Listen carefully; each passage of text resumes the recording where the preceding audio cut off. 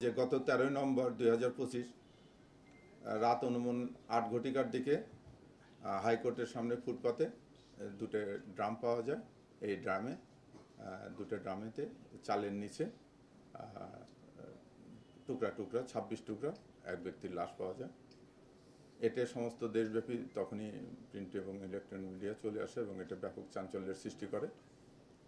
এটা নিয়ে থানা কাজ করার পাশাপাশি আমিও ডিবি টিমকে পাঠাই, যেহেতু এটা রমনা জোন এলাকায়।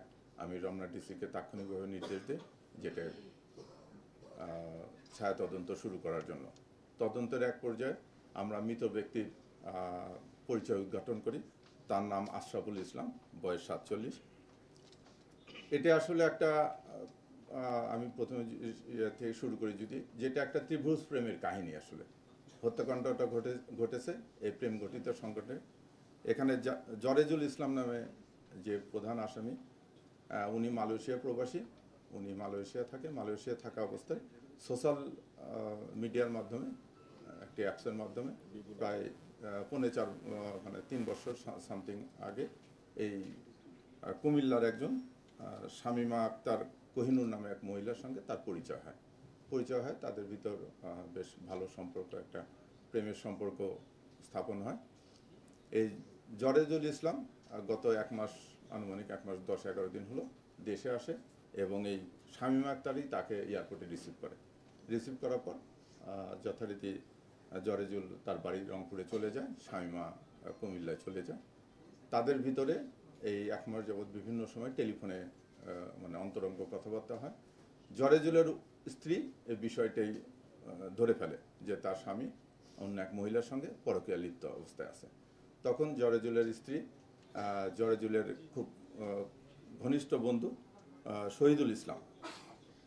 আশরাফুল ইসলামের সহায়তা চায় এবং আশরাফুল ইসলামকে এই শামিমা আক্তার কোহিনুরের নাম্বারটা দিয়ে বলে যে তাকে একটু বুঝান যে সে যেন আমার স্বামীর এখান থেকে এই পথ থেকে চলে আসে, কারণ আমার স্বামী সন্তান আছে, আমার সংসার আছে। তাই এই আশরাফুল তার সঙ্গে কথা বলতে বলতে আশরাফুল এক সময় তার প্রেমে পড়ে যায় এবং আশরাফুল এই ভিডিও চ্যাটিংয়ের সময় বিভিন্ন তাদের সঙ্গে অন্তরঙ্গ মুহূর্তে ছবি তোলে, অবস্থায় ভিডিও চ্যাটিং করে। তাই বাই দিস টাইম এই আশরাফুলের সঙ্গে এই শামিমা আক্তার কোহিনুর করে যে জরেজুলকে জাপান পাঠিয়ে দেবে। চুক্তি হয় যে আশরাফুল জরেজুলকে জাপান পাঠাবে 14 লাখ টাকার বিনিময়ে এবং এই 14 লাখ টাকা 7 লাখ টাকা দেবে এই শামিমা। এই কথা অনুযায়ী তারা বলে যে আমরা এই টাকা নেওয়ার জন্য এবং জাপান যাওয়ার প্রসেস শুরু করার জন্য তার দুই বন্ধুকে জরেজুল এবং আশরাফুলকে থেকে আসতে বলে, রংপুর থেকে আসতে বলে। কোহিনুর আসে, শামিমাও আসে। আসার পর তারা এখানে একটা বাসা ভাড়া নেয়। গত 11 তারিখ রাতে তারা রংপুর থেকে রওনা দিয়ে 12 তারিখ ভোরে পৌঁছলে এই শামিমা তাদেরকে সায়দাবাদে রিসিভ করে তারা একটা বাসা নেয়। তারা একটা বাসা তাৎক্ষণিকভাবে 5,000 টাকার বিনিময়ে ভাড়া নেয় এবং ভোটার আইডি কার্ড দিয়ে তারা বাসাওয়ালার নিকট বলে যে আমরা বাড়ি থেকে পালিয়ে আসছি, বিয়ে করেছি, কিন্তু আমাদের গার্জেন মেনে নিচ্ছে না, সেই জন্য আমরা আপাতত এখানে থাকবো। এই অবস্থায় বাসায় উঠে বাসা পরিষ্কার করার পরে তখন বাসায় আসার পরে তারা বুদ্ধি করে যে জরেজুল এবং শামিমা যেহেতু আশরাফুলকে আমরা কমলার জুসের ভিতরে ঘুমের ট্যাবলেট দিয়ে ঘুমায় পাড়ায় দেবো, যাতে আমরা বেশিক্ষণ সে গভীর ঘুমে ঘুমলে আমরা বেশিক্ষণ শারীরিকভাবে মিলিত হতে পারি। এই পরিকল্পনা অনুযায়ী তারা মালটা নিয়ে আসে, মালটা জুস করে আশরাফুলকে জুসের ভিতরে ঘুমের ট্যাবলেট দিয়ে খাওয়াই দেয়। কিন্তু আশরাফুল ঘুমায় না। আশরাফুল বাসায় আসে, বাসা পরিষ্কার করার পর বারবার শামিমার সান্নিধ্যে যেতে চেষ্টা করে, যেটা জারেজুলও বাধা দেওয়ার এক পর্যায়ে তাদের ভিতর তর্কাতর্কি হয়। তখন জারেজুল তাকে বলে যে তুমি তাকে তার বড় ভাই ওই শামিমা তাকে বড় ভাই তুমি তাকে ছোট বোন কেন তোমার সঙ্গে শারীরিক সম্পর্ক জড়াতে যাচ্ছ? তা আশরাফুলও আবার বলে যে না, আমাদের সঙ্গে ঘনিষ্ঠ সম্পর্ক হচ্ছে। তারা এরকম তর্কাতর্কির এক পর্যায়ে জারেজুল অভিমান করে বাসা থেকে বের হয়ে যায় আশরাফুল এবং শামিমাকে রেখে। জারেজুল যাওয়ার সময় আশরাফুল এবং জারেজুলের দুইজনেরই মোবাইল প্রায় দেখতে একই রকম। সে ভুলক্রমে আশরাফুলের মোবাইলটা নিয়ে চলে যায়, জারেজুলের মোবাইলটা থুয়ে যায়। সেই অবস্থায় যে ঘণ্টাখানিক খোঁজা করার পরে সে সিদ্ধান্ত নেয় সে বাড়িতে চলে যাবে। সে ফোন করতে যেয়ে দেখে যে ফোনটা হচ্ছে আশরাফুলের। আবার সে ফোন নিয়ে আসার জন্য যখন বাসায় ঢুকলে তখন শামীমা বলে যে আশরাফুল ঘুমায় পড়ছে, তুমি আসো ভিতরে। সে ভিতরে যায়, যাই বলে যে আচ্ছা ওর গায়ে হাত দিয়ে দেখো যে আশরাফুল আসলে ঘুমায় পড়ছে না।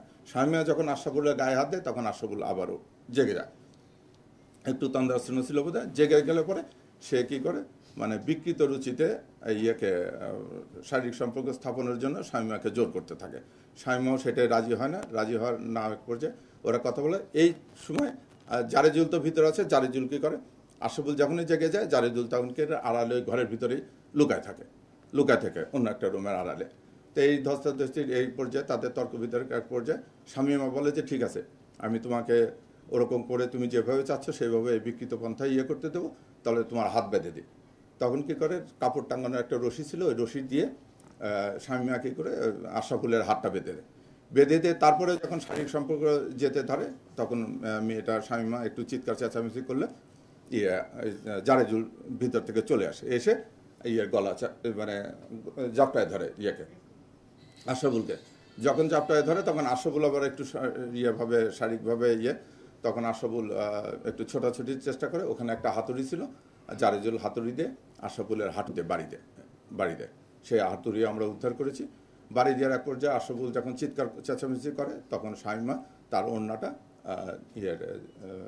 আশরাফুলের মুখের ভিতরে দিয়ে কস্টেপ দিয়ে মুখটা পেঁচায় দিয়ে ওরা ওই অবস্থা রাখে।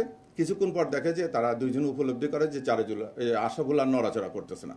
তখন তারা করে দেখে যে মারা গেছে, আশরাফুল মারা গিয়েছে। তারা ওই অবস্থায় লাশটা নিয়ে বসে থাকে, চিন্তা করে যে কি করবে, নানান ফন্দি ফিরিকির করে। পরের দিন সকালবেলা ওরা বুদ্ধি করে বাইরে যায় তারা চাল ভর্তির ড্রাম এবং অন্যান্য জিনিসপাতি কিনে নিয়ে আসে, কস্টেপ এগুলো কিনে নিয়ে আসে জারেজুলের কথা মতো যে সে নিজে হাতে মেজের ভিতরে ওই লাশটা টুকরা করে ড্রামের ভিতরে পলিথিন দিয়ে মুখে উঠায় তার উপর চাল দিয়ে তারা আনুমানিক 2টের দিকে একটা সিএনজি করে ওই ড্রাম ভর্তি নিয়ে ঢাকার দুনিয়া থেকে ঢাকার দিকে চলে এসে হাইকোর্টের সামনে ফুটপাতে সিএনজিটা দাঁড় করে ড্রাম 2টে নেমে সিএনজিকে বিদায় করে দিয়ে সিএনজি চলে গেল পরে তারা ড্রাম 2টে ওখানে রেখে তারাও ওখান থেকে রিক্সা যোগে সায়দাবাদ যায়। সায়দাবাদ থেকে মেয়ে কুমিল্লার দিকে চলে যায়। আর জারেজুল যাওয়ার জন্য রংপুরে যাওয়ার জন্য বাসে টিকিট কাটে।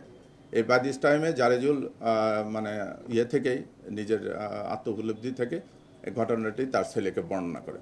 তখন ছেলে বলে যে না বাবা, তুমি এসো না, তুমি বরং অন্য জায়গায় পালিয়ে থাকো, ওই মেয়েকে নাও, মেয়ের সঙ্গে করে দুইজনে একসঙ্গে থানায় যে তোমরা হাজির হয়ে থানাতে এটা বলে দাও, তোমাদের সত্য ঘটনা বলো। তারপরে জারেজুল আর যায় না, রংপুর যায় না, সে যায় যে সে কুমিল্লাতে চেষ্টা করে মেয়ের বাড়ি লোকেট করার জন্য। যেহেতু বাই দিস টাইমে সবাই সিম চেঞ্জ করে ফেলেছে, তারা আর এটা পারে না। তখন জারেজুল বুদ্ধি করে, জারেজুলের পূর্ব পরিচিত একজন ভদ্রলোক ছিল, ওনার সঙ্গে অনেক আগে পড়েছে, দাউদকান্দির মান্নান। এই মান্নানের বাড়িতে যে জারেজুল ওঠে। আমরা মান্নানের বাড়ি থেকেই জারেজুলকে গ্রেপ্তার করার পরে আমরা আগে হাতুড়ি উদ্ধার করেছিলাম। আর পরে এই মান্নানের দেখানো মতে যে চাপাতিতে টুকরো করছে ওটা ওরা সায়দাবাদের ওখানে ফেলায় রেখে গেছিলো, ওগুলো উদ্ধার করা হয়েছে। এবং মেয়ের বাড়ি থেকে, কোহিনুরের বাড়ি থেকে তার রক্তমাখা ওড়না এবং কাপড় চোপড় উদ্ধার করা হয়েছে। নিয়ে আসছি ওনার কাছে যেটা, এবং ঘটনার পারিপার্শ্বিক আমাদের যে প্রাথমিক তদন্তে যেটা পেয়েছি আমরা সেই ব্রিফটাই আপনাদেরকে দিলাম। তবে ওনার মানসিক অবস্থা দেখে মনে হচ্ছে যে উনি ওখান থেকে এখন এই লাশটা তার জন্য বার্ডেন হয়ে গেছে। একটা লাশ নিয়ে তারা মানে রাত্রে 9টার দিকে মারা গেছে, 9টা সাড়ে 9টার দিকে মারা গেছে। পরের দিন দুপুর পর্যন্ত এই লাশটা ঘরে, মানে পরের দিন সকাল পর্যন্ত সমস্ত রাত লাশটা তাদের ঘরে ছিল, ওনাদের ডেকে রেখেছিল। তারা আসলে কিংকর্তব্য বিমূঢ় হয়ে গেছে। তারা কিভাবে লাশটা ডিসপোজ অফ করবে এটার ওই পাচ্ছিল না। তারা এক পর্যায়ে বলেছিল যে ওই আপনার জারেজুল বলেছিল যে আমরা বাসালাকে বলি যে এরকম একটা ইনসিডেন্ট ঘটে গেছে। মহিলা বলছে যে না, বাসালাকে বলা যাবে না, আমরা ডিসপোজ অফ করবো। আসলে তাদের কথার মানসিক এটা ওই সময় তাদের মানসিক ভারসাম্যটা অনেকটা হয়ে গেছে। তারা এখান থেকে বাঁচার জন্য যে কোনো পন্থায় মনে করছে যে লাশটা ডিসপোজ অফ করা দরকার। সেই জন্য কিন্তু লাশটা নিয়ে আসছে, টুকরা করছে, ড্রামের নিচে রাখছে পলিথিন দিয়ে, তারপর চাল দিছে, এটা বিশ্বাসযোগ্য করার জন্য যে বাইরে যাতে কেউ ধরা না পড়ে।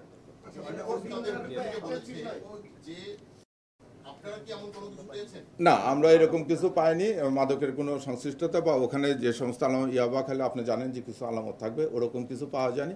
প্রাথমিক জিজ্ঞাসাবাদে তাকে বলা হয়েছে, সে বলছে যে না, তারা শুধু ঘুমের ট্যাবলেটটা ওই কারণে ইউজ করেছিল, এইটুকু তারা বলছে। বাকি 7 লাখ টাকা জারেজুল জাপান গেলে ওখান থেকে এই ইয়াকে আশাবুলকে পরিশোধ করবে, এটি তাদের ভিতরে। মানে না না, এটা ছিল।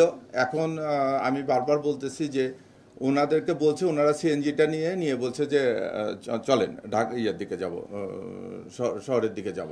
ধনিয়া থেকে সিএনজিটা নিয়ে আসে ওখানে সিএনজির ভিতরে মহিলা একবার বলেছিল যে যেখানে একটু ফাঁকা জায়গা পাবেন সেখানে সিএনজিটা দাঁড় করেন। তা সিএনজি আলা আসে ওখানে বলছে, মহিলারা ওখানে নামছে, নামে সিএনজি ভাড়া দিয়েছে, সিএনজিটা চলে গেছে।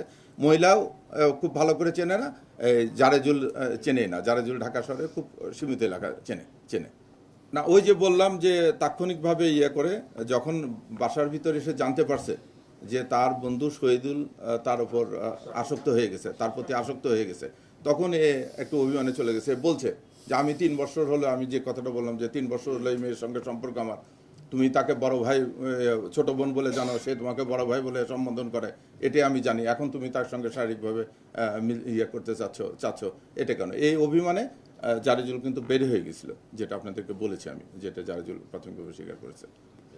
শামিমা ইতিমধ্যে র্যাব কর্তৃক গ্রেপ্তার হয়েছে। আমরা শামিমা প্রাথমিকভাবে যেটা জেনেছি যে শামিমা জনক সৌদি প্রবাসী এক ভদ্রলোকের ওয়াইফ। তা শামিমাকে র্যাব গ্রেপ্তার করার পর এখন শাহবাগ থানায় হস্তান্তর করেছে। আমরা নিয়ে এসে এটা তদন্ত করে আমরা আরও কিছু থাকলে এর ভিতরে এটা বের করবো। আলামতগুলো, যে কাপড়গুলো পাওয়া গেছে মেয়ের বাড়িতে, চা পাতা, হাতুড়িটা যে বাসায়, সে বাসায় পাওয়া গেছে, চা পাতি সে বাসায়, আর চা পাতিটা ওরা যাওয়ার সময় সায়দাবাদে রেখে গেছিল। এটা জারেজুলের দেখানো মতো না, কাপড়টা নিয়ে গেছিল, অন্য কোনো আলামত না, কাপড়টা। ধন্যবাদ।